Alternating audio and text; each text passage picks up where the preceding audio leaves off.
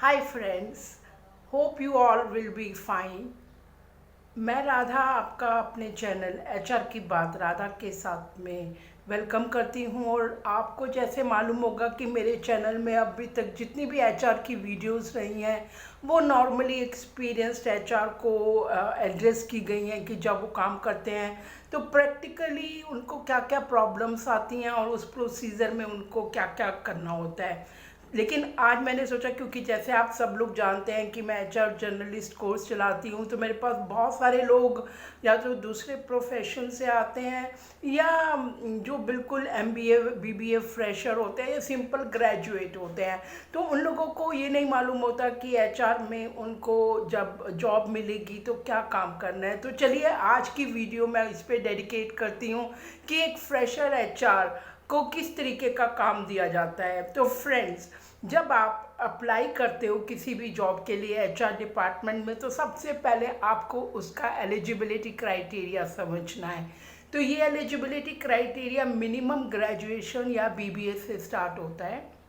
लेकिन अगर हम बात करते हैं कि आपको एक अच्छा स्टेटस लेना है, एक अच्छा स्टेबिलिटी लेनी है जॉब में, देन आपका एमबीए एचआर होना ज़्यादा अच्छा है। और सोने पे सुहागा जब अगर आपने एचआर जर्नलिस्ट की प्रैक्टिकल ट्रेनिंग की हो तो, क्योंकि ये जो जर्नलिस्ट प्रैक्टिकल ट्रेनिंग है आपको काफ़ी हद तक एक जॉब को परफॉर्म करने के लिए बहुत ही हेल्पफुल रहती है। क्योंकि आपको मालूम है आजकल इतना वर्कलोड रहता है, हमारे सीनियर्स के पास टाइम नहीं होता, कंपनी ट्रेनिंग्स नहीं प्रोवाइड करती जाती ही, तो आप लोग क्या करेंगे, कैसे उस जॉब को करेंगे। तो फ्रेंड्स, इसके लिए आप जर्नलिस्ट प्रोफाइल को जो ट्रेनिंग है उसको चूज़ कर सकते हो।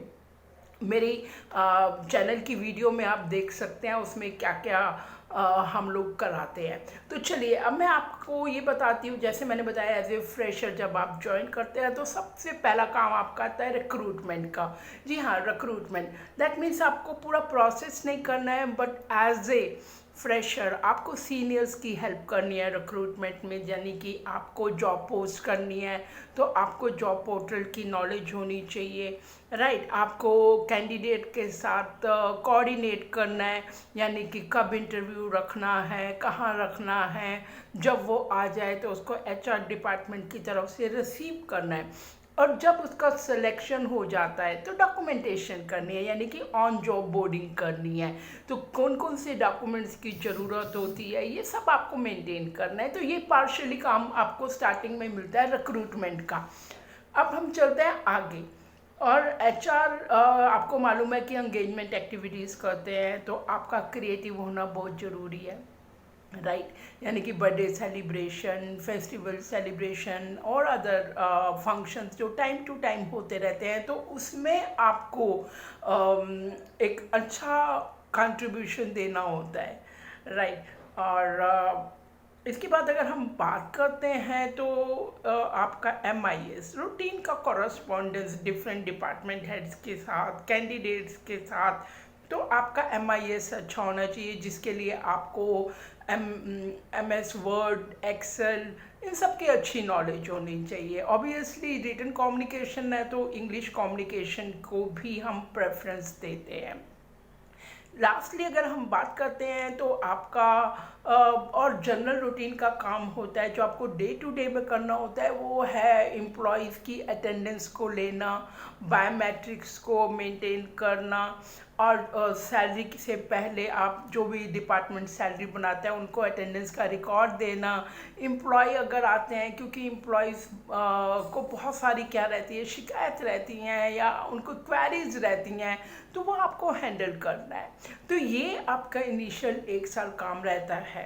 अगर हम बात करते हैं अब सैलरी की, तो सैलरी डिपेंड करती है आप अपने आप को इंटरव्यू में कैसे हैंडल करते हैं, कैसे कन्विंस करते हैं एम्प्लॉयर को, और आपकी क्वालिफ़िकेशन क्या है। जैसे मैंने बोला, अगर आप सिंपल ग्रेजुएट है तो 10 से 12 हज़ार होती है।